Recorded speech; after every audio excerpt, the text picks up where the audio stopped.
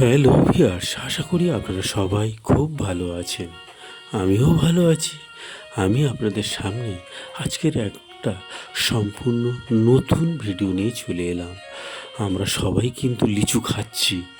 যাই হোক, লিচুর মার্কেটের ছবিটা দেখাবো না, এরকম কি হয়?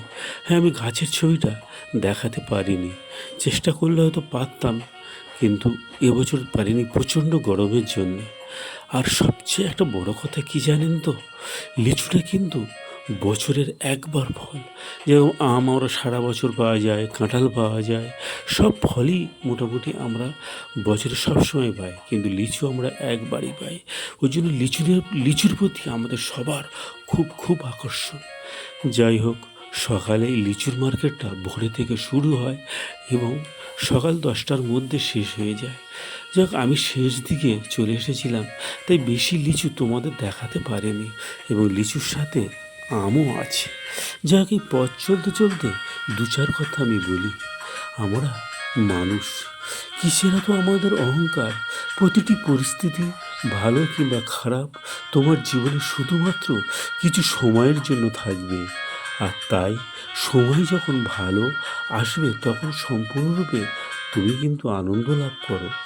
আর যখন সময় খারাপ আসবে তখন মনে রেখো, ঈশ্বর তোমার সঙ্গেই আছেন। শুধু ঈশ্বরের প্রতি ভরসা রেখো, সঠিক পথটাই তিনিই দেখাবেন। এটাই কিন্তু মনে রাখতে হবে। আর একটা কথা বলি, আমাদের মানুষের জীবনে প্রচুর কিন্তু টেনশান।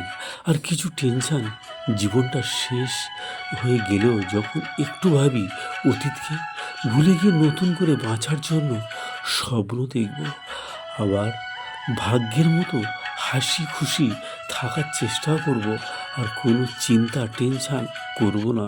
তখনই ভাগ্য আমার আরও বেশি করে কষ্ট দেয়। আর একটা কথা কি জানেন? একটা মানুষ সব সময় আমার সাথে এবং সাথে সাথে এতটা বদলে যায় যে আমি কখনো ভাবি না সেই সব মানুষদের, যে মানুষটা আমাকে ছাড়া একটা মুহূর্ত থাকতো না, আর সেই মানুষ আমাকে ছাড়া খুব ভালো আছেন, একটি বার খোঁজ খবরও নেয় না।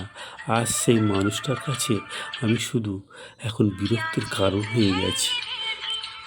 আর জানেন তো, এই পৃথিবীতে বড় মনের মানুষ তো তারাই, যারা দিন খেটে দিন খায় আর নুন আনতে পান্তা ফুরোয়।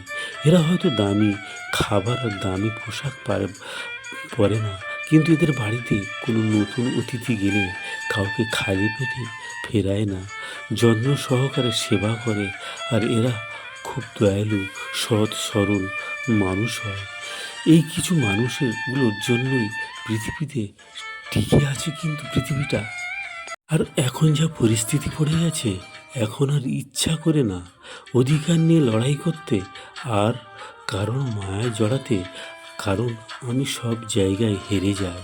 এখন শুধু নীরব হয়ে থাকার চেষ্টা করি, যেখানে কথা বলে যুক্তি দেখায় ঠিক কিন্তু তর্ক হয়ে যায়, সেখানে নিজের খুব অপরাধী মনে হয়।